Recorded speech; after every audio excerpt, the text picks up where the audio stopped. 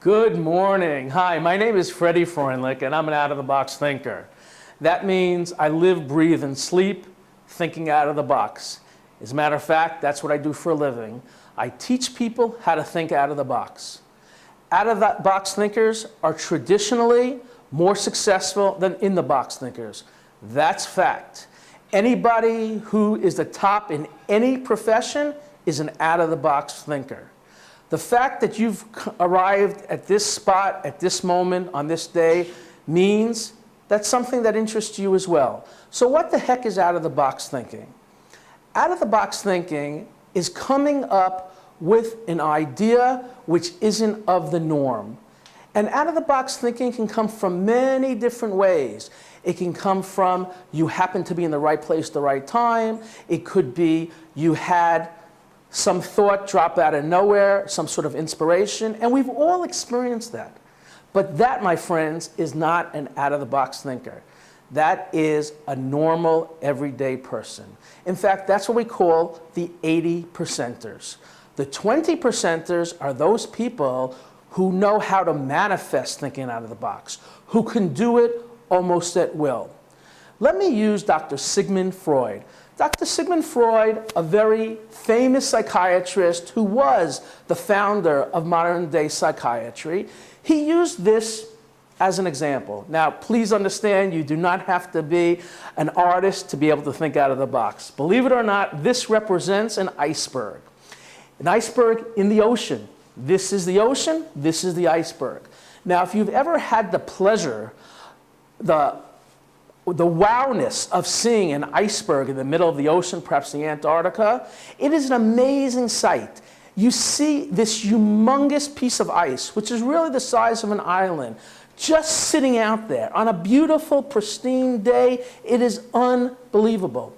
And there's nothing usually hanging out there except for some birds and some various sea mammals like otters, penguins, those kind of animals. At any rate, what did Dr. Freud say? He said like this: you look at the top of this iceberg, or at the iceberg itself, and you're amazed. It is so humongous. But what you don't see is what's below the sea. And as you can see here, the vast majority of this iceberg is below the sea. Now, it may be 90% and 10%, but we like to use a formula 80-20, saying that 80% is hidden beneath the surface, 20% above. Well, Dr. Sigmund Freud said this is exactly what's going on with you. You have amazing, amazing capabilities, amazing, amazing thought processes. You have the ability to tap into information you can't even imagine. And right now, forget about 20%. You're not even using 10, and most people don't even get past 5. So when you're able to increase by just 1/4%, 1/10%, that means a wow in your life. It could be in your business life, in your personal life. It could mean a difference in your hobbies. It could mean a difference in your health. It could mean a difference in anything. The question is, are you happy being in the 80%? Or would you like to be in the 20%? Because I have a dirty little secret for you folks. It's totally up to you. This is non-discriminatory. Everybody has the ability. All you have to do is make the choice. So for instance, being part of actually the 100%, you found yourself right now at this time looking at this video. And now you have a choice. Am I going to say thank you and move on with my life? Or am I going to pick up the gauntlet and say, yes, I want to be an out-of-the-box thinker. In other words, I want to be able to manifest my desires at will. We're not talking about magic.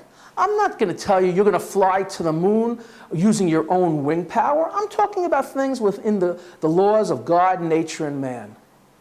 But I'm also telling you that if you do make the choice, and you do check out our course, and just start with the first module, in the first 30 days, not next year, 10 years, but the first 30 days, you will start to see amazing changes in your life.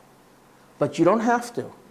You can be part of the 80%, and those people are very nice, good, hard-working people. So there's no shame in being part of the 80%. But if you want more out of life, then what you're going to do right now is you're going to click on the link below and you are going to sign up for our course.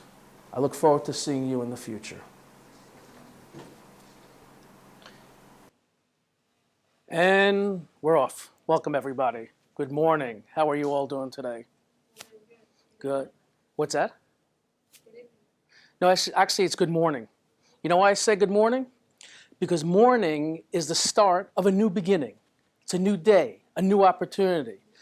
In fact, in Chinese, I don't know how to pronounce it, but morning, their definition of morning, literally translated, is early wake up, early up, opportunity.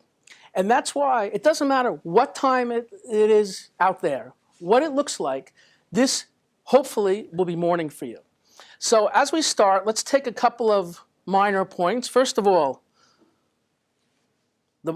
the worst thing I can ask anybody in this country is please shut off your cell phones. Don't turn it to vibrate. Turn it off. And the reason I say turn it off is because, you know, you've all made a very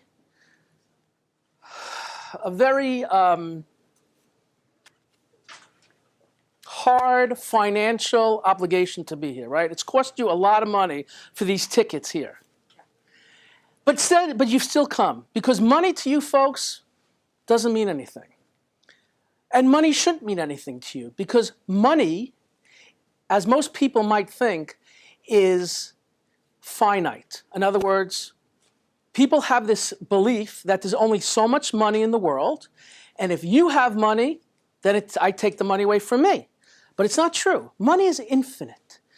There's more than enough money to go around. Money is like sand at the beach. There's so much money out there for you, it's mind-boggling. But what is lacking is time. Because whoever you are, wherever you come from, you only have how many hours in a day? Maximum 24. And we know we have to sleep, and we have to eat, and we have certain things we must do. So we don't have 24 functioning hours in a day. But that's what we have. And that's what you've really invested by being here this evening. Now, some of you were here early. Some of you came in later. And some of you are missing this intro because they'll come in whenever they come in. Now, there are all good reasons for coming to anything late. But what does it really mean? It means you're not taking it seriously. For instance, you've all flown on an airplane. What is the deal that you have with the airline? The deal is you get there on time or you miss the plane, right? That's the deal you have there. So because you know that's a deal, there have been occasions, I'm sure, where people miss the plane. Things happen. But generally speaking, you get there on time. When things happen that are important to you, you get there on time. Why do I mention all this? Because what's the title of our topic tonight? It is how to break the glass ceiling and think out of the box. I'm going to share with you folks in the next hour and a half weird things. Why? I'm an out-of-the-box thinker. And you're here to hear about out-of-the-box thinking. Unfortunately, so many people who come to listen to me say they want to be an out-of-the-box thinker, but they're not willing, even for this short time, to think out of the box. So I will ask you all to check your preconceived notions at the door. Humor me. All right? This evening, we're all here for one reason. You know what that reason is? You. We're all here for you. WIIFM. Does anybody know what this stands for? It's an acronym. It's not a radio station out of New York City. It stands for What's in It for Me. One of the most important lessons I'm going to give you, or you will hear, is what I'm about to say right now. What's in it for me? I believe that God instilled in all of us, before we were born, something called a WIIFM chip, meaning that everything we ever do in our lives, the first thing we think about is what's in it for me. We get up in the morning, subconsciously that's what we think. Why should I get out of bed in the morning? And we keep thinking this way until we go to sleep at night. Now already in this audience, and I see this every time I have an audience, I see some of those looks. Hey, I'm not that. That's very selfish thinking. You're absolutely right. It's very selfish thinking. But there are two types of selfish. There's positive selfish and there's negative selfish.